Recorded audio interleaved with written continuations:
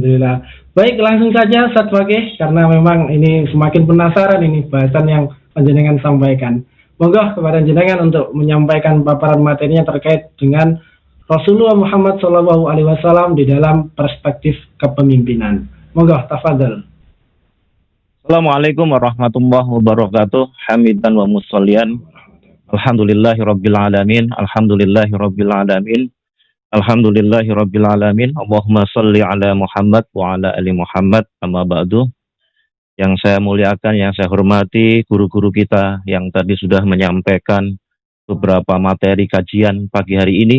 Mudah-mudahan kita semua mendapatkan ilmu yang manfaat dan berkah. Pemirsa Gava Channel yang berbahagia, saya dikasih amanah untuk membicarakan tentang perspektif leadership.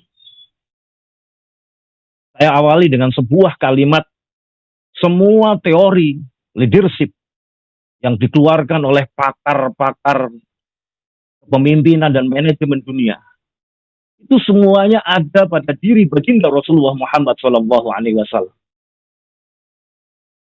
Maka saya sering mengatakan ada satu manusia yang mempunyai kualitas kepemimpinan dan manajemen yang sangat cemerlang, yang menginspirasi ratusan juta pengikutnya, bahkan mencapai kurang lebih dari 1,4 miliar manusia yang muslim saat ini. Siapa satu orang itu? Dialah baginda Rasulullah Muhammad SAW yang berkat kepemimpinannya, berkat teladan yang diberikannya, itu sudah disampaikan dari berbagai perspektif. Begitu luar biasanya baginda Rasulullah Muhammad SAW yang mampu membawa umatnya dari zaman jahiliyah ke zaman yang lebih berkeadaban. Bahkan 13 abad ketika Islam diterapkan dan sistem khilafahnya, peradaban dunia begitu luar biasa.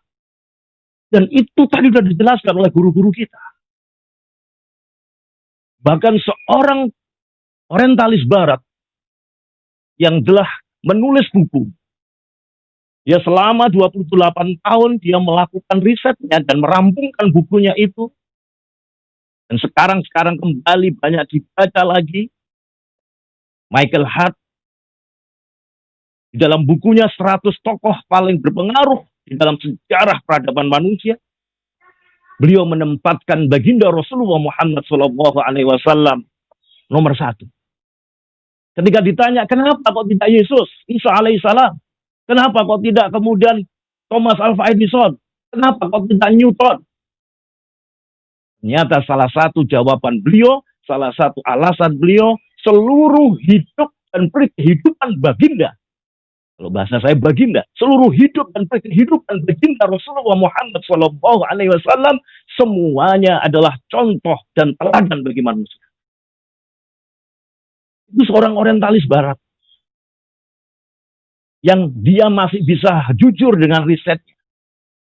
Maka sungguh aneh kalau ada seorang muslim, pemimpin Islam, tidak mengambil Rasulullah sebagai teladan. Rasul hanya dipakai ketika maulid Nabi, tetapi ajarannya tidak dipakai. Allahumma sholli ala Muhammad wa ala ali Muhammad. Pemirsa Gava Channel yang berbahagia, saya akan gambarkan bahwa pada diri Rasulullah Muhammad SAW itu ditemukan berbagai karakter pemimpin, dan itu dirumuskan oleh guru-guru leadership. Kalau teman-teman belajar leadership, manajemen, dan sebagainya, ternyata semua itu sudah dicontohkan oleh Rasul, dan Rasul sudah terbukti keberhasilannya. Ya. Baik cara komunikasinya sudah disampaikan oleh Ustaz Harun Musa, bagaimana cara strategi perangnya, bagaimana risalah Islam yang begitu luar biasa, tadi sudah disampaikan oleh Ustaz Irfan, bagaimana kemudian contoh dan teladan ketika sebagai kepala rumah tangga sudah disampaikan oleh Ustaz Iwan. Itu semua menunjukkan. Mari saya akan baca, saya akan tunjukkan pada hadirin semua Misalnya sifat-sifat dasar kepemimpinan yang ditulis oleh Warren Bennis dalam bukunya On Becoming a Leader. Beliau menyebutkan sifat-sifat dasar kepemimpinan yang luar biasa. Itu yang pertama, harus visioner. Dan Rasulullah Muhammad SAW menunjukkan itu. Sering memberikan berita gembira mengenai kemenangan-kemenangan, mengenai keberhasilan-keberhasilan yang akan diraih oleh pengikutnya di kemudian hari. Maka visi yang jelas ini membuat para sahabat untuk tetap sabar, untuk tetap tabah, meskipun perjuangan dan rintangan begitu besar. Maka pemimpin yang besar harus memiliki visioner, memiliki keyakinan yang luar biasa. Dan banyak hadis-hadis itu disampaikan oleh baginda Rasulullah Muhammad SAW. Maka, selagi kita sekarang ini dalam kondisi karut-karut kayak gini, ketika umat Islam sudah tidak memiliki payung lagi, maka kita tidak boleh memiliki visi besar. Kita harus punya visi besar. Akan kembalinya Islam. Akan kembalinya kejayaan Islam. Maka visioner.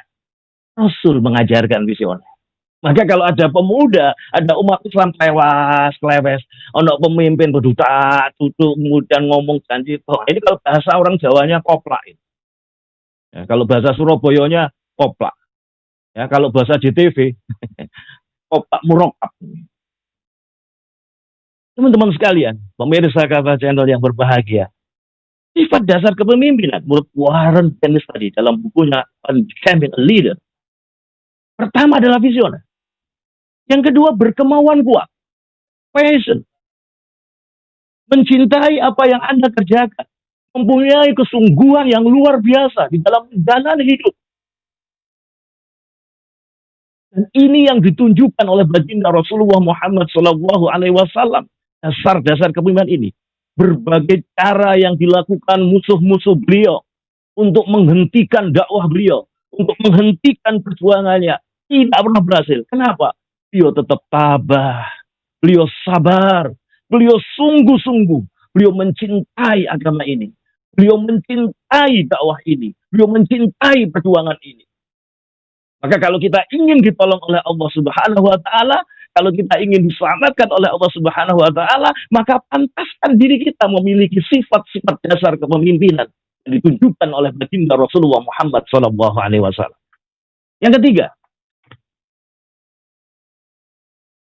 punya integritas. Jadi dalam teori leadership disebut integritas. Tadi sudah disampaikan bagaimana Ustaz Rosyid Aziz. Modal awal dalam bisnis Rasul sudah mengajarkan. Jadi sebelum menjadi Nabi dan Rasul, Rasulullah itu sudah berbisnis. Rasul sudah pasif income. Jadi pada saat usia 40 tahun, Rasul sudah pasif income. Sehingga dia sudah fokus dakwah. Tidak seperti kita, usia 40 ke atas kita masih belum pasif income. Sifat dasar kepemimpinan yang dikatakan oleh Warren Bennis tadi itu ternyata ada pada diri Rasulullah. Rasulullah punya integritas, punya integriti. Rasulullah Muhammad SAW dikenal memiliki integritas yang tinggi, berkomitmen terhadap apa yang dikatakannya, berkomitmen apa yang diputuskannya, dan dia mampu membangun tim yang tangguh, seperti terbukti dalam berbagai ekspedisi militer yang tadi ada 27 yang disampaikan oleh Kiai Ihsan Abadi tadi. Ini karakter yang ketiga, integritas. Kemudian yang keempat adalah amanah, trust. Ini teori leadership menyebutkan itu. Semua teori leadership, tadi saya ambil salah satu contoh dari Warren Bennis tadi itu. Ternyata semua teori-teori leadership itu ada pada diri baginda Rasulullah Muhammad SAW. Maka kalau kita bicara kepemimpinan, kita bicara leadership, tidak ada lain contoh yang terbaik adalah baginda Rasulullah Muhammad SAW. Beliau dikenal sebagai orang yang sangat terpercaya. Al-Amin tadi. Dan ini diakui oleh musuh-musuhnya. Seperti Abu Sufyan. Ketika Abu Sufyan ditanya oleh Heraklius, ditanya oleh Kaisar Romawi saat itu tentang perilaku Rasulullah Muhammad SAW, Abu Sufyan menyampaikan bahwa Muhammad itu adalah Al-Amin. Jadi musuh-musuhnya juga mengaku. Yang kelima, karakter dasar seorang pemimpin yang hebat di dalam teori leadership yang disebut dengan Barhurs tadi itu adalah rasa ingin tahu. Kalau bahasa kerennya teachable. Jadi umat Islam itu harus mau belajar dan mau mengajarkan kepada orang lain. Coba kita lihat wahyu pertama yang diturunkan kepada Rasulullah Muhammad adalah perintah untuk belajar. Iqra. Maka umat Islam harus kembali semangat membangun peradabannya dengan apa? Mau belajar, mau menuntut ilmu, mau menggali sakafah-sakafah Islam tadi itu. Dan dorongannya semata-mata untuk mencari ridha Allah Subhanahu wa taala. Kalau kemudian belajar ilmu sains itu dalam rangka adalah thoriq al-iman, jalan menuju iman. Yang keenam, sifat dasar karakter pemimpin yang luar biasa. Menurut teori leadership, ternyata juga ada pada diri baginda Rasulullah Muhammad SAW. Yang pertama adalah berani. Yang keenam adalah berani. Berani apa? Kesanggupan untuk memikul tugas kerasulan yang berat dengan resiko. Ini adalah keberanian Rasulullah Muhammad yang luar biasa. Pemirsa Kafah Channel yang berbahagia. Itu satu teori lagi. Saya akan sampaikan lagi. Rasulullah juga memiliki skills, keterampilan-keterampilan yang kalau itu dirumuskan oleh pakar leadership dengan teorinya 7 mega skills of leaders yang disampaikan oleh Butnanus. Saya sampaikan beberapa contoh, misalnya mega skill yang pertama, the 7 mega skill of leadership, berpandangan jauh ke depan. Rasulullah memiliki itu skill itu.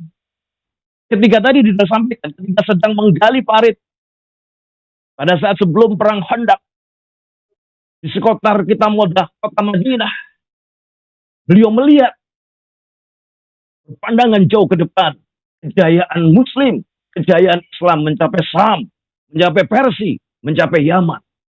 Dan salah satu sahabat yang saksi hidup menyaksikan ketika pada saat menggali parit, ada batu yang kemudian dipukul berkali-kali tidak bisa pecah. Kemudian Rasulullah kemudian memukul itu dan Rasulullah ditampakkan kejayaan-kejayaan Islam mencapai Syam, Persia dan Yaman. Dan salah satu sahabat yang saksi hidup adalah Salman Al-Farisi.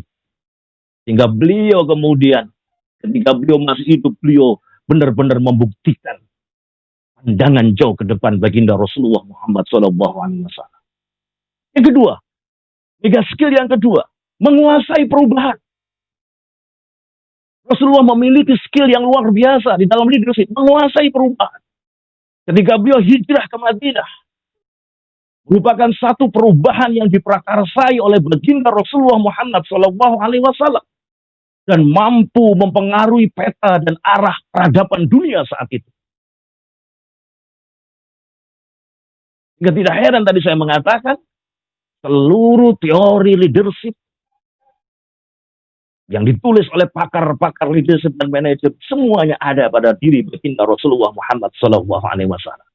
Skill yang ketiga, mega skill yang ketiga, memiliki kemampuan desain organisasi.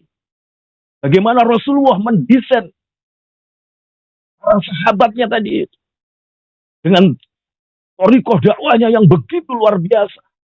Sampai kemudian Rasulullah mendapatkan Baitul Aqabah pertama, kedua. Sampai kemudian Rasulullah hijrah, mampu mendesain bentuk tatanan sosial baru di Madinah.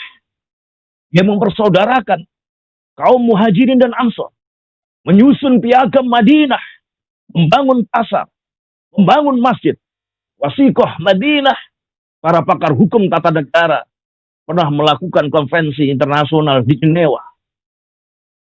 Pakar hukum tata negara mengatakan justru yang mengajarkan negara modern adalah baginda Rasulullah Muhammad SAW melalui wasiqah Madinah.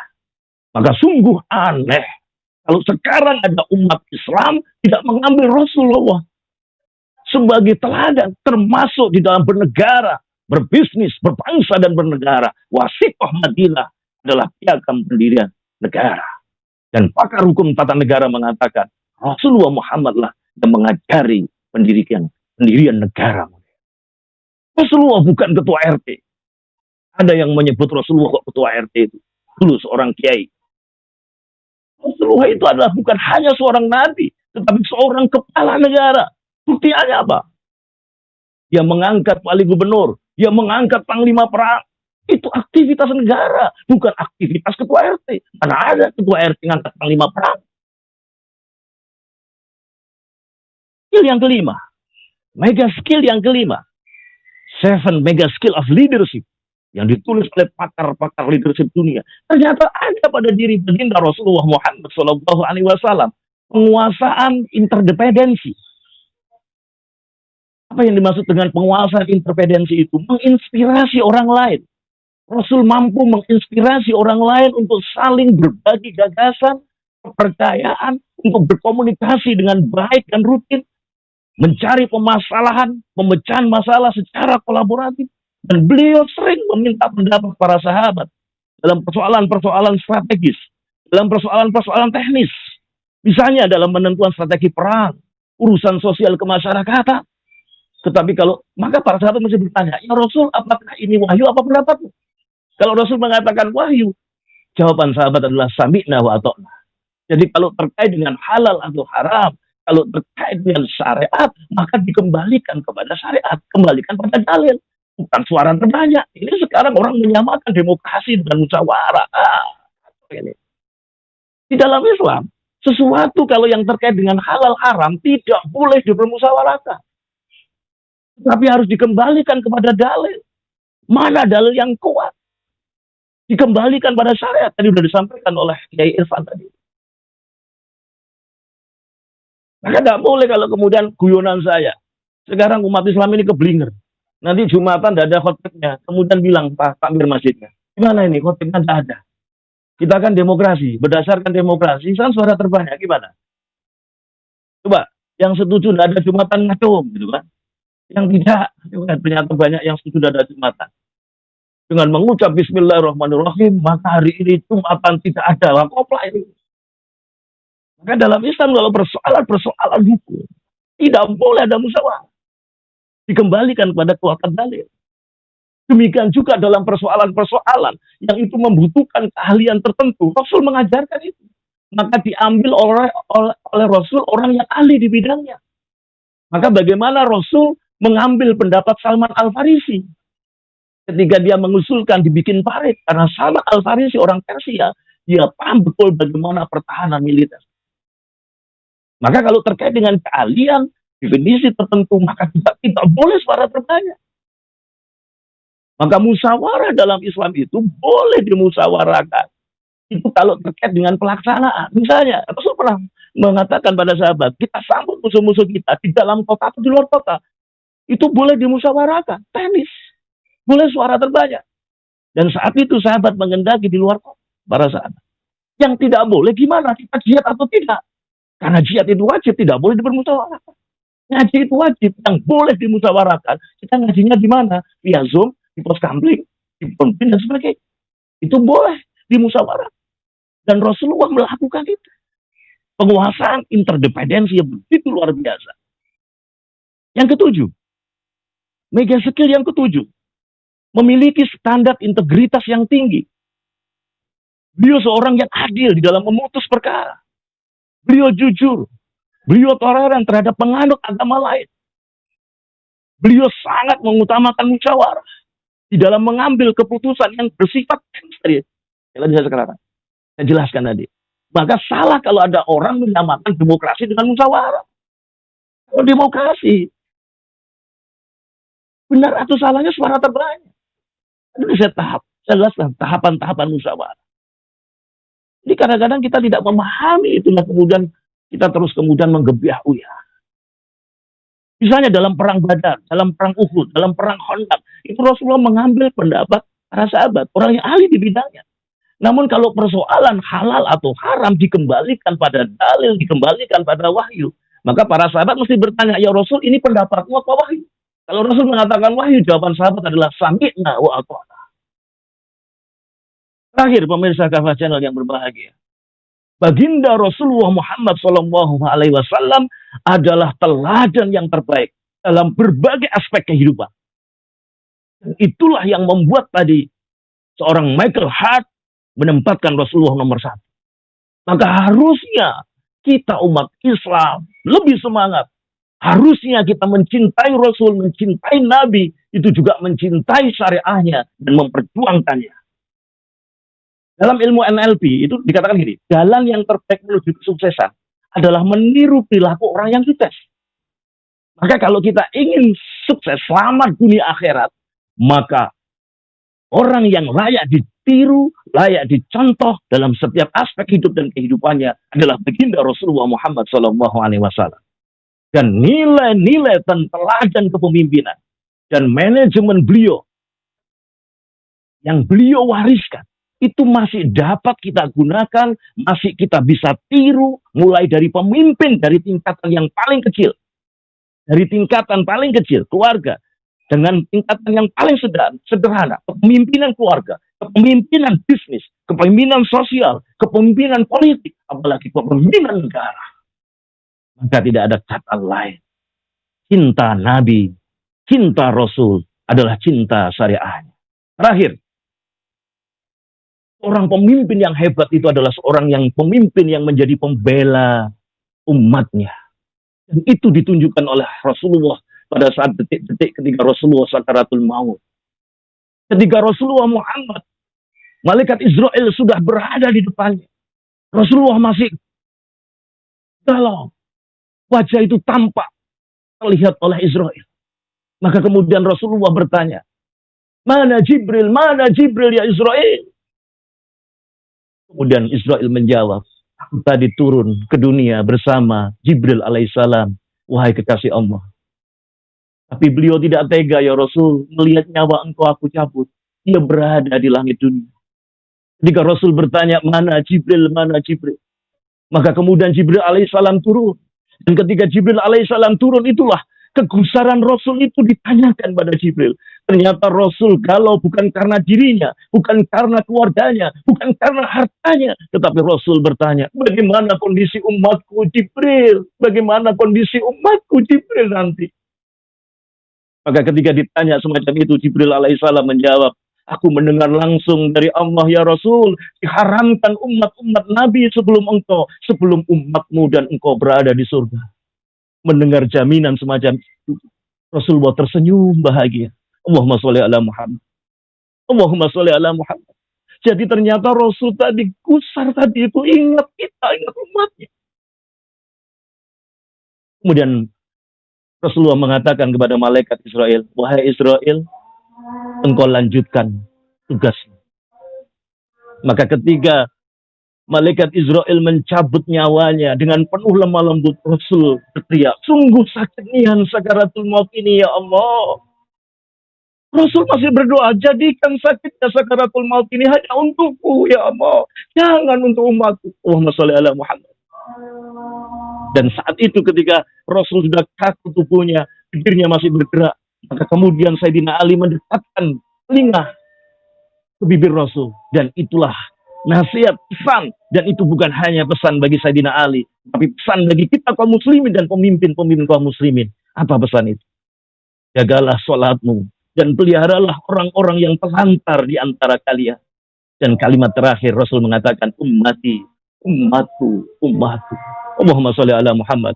Allahumma sholli ala Muhammad. Mudah-mudahan kita istiqomah untuk mencintai dan memperjuangkan syariahnya sampai tegaknya syariat dan khilafah. Wassalamualaikum warahmatullahi wabarakatuh.